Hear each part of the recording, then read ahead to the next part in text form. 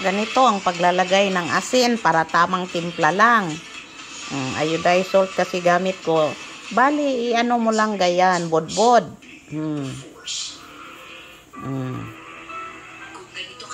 Yun ang tamang timpla. Ganyan, bodbod. And then, paminta, powder. Lupkon, rani mo butang, anak ba? Anak. Anak. Lupkon, rani mo butang. Ganon lang. Pati sugar. Red.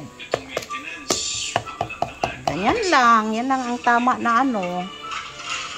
Proseso. And then, kaunti lang na ano.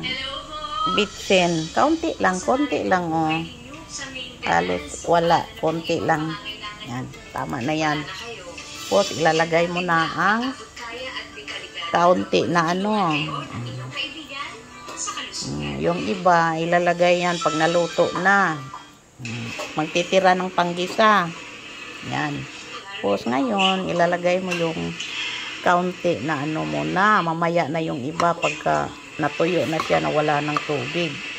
Kasi magtubig ang karne pag ginisa mo. Yan lang. I-mix-mix mo lang na ganyan.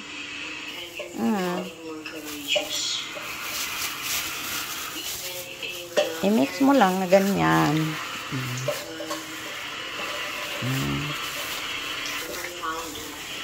Bali, sa ibabaw at sa ilalim, lagyan mo ng asin. Ay, ganun na proseso para tamang timpla yun. Titikman mo pa rin pag naigisa mo na nga, nagtutubig siya. Tikman mo lang din.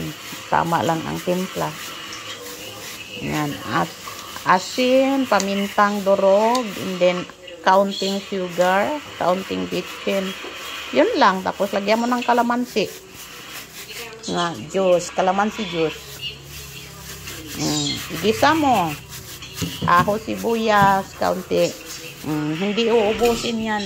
Ilalagay yan pag naluto na yung giniling. Kasi lumpia siya eh. Pati yan. Yan.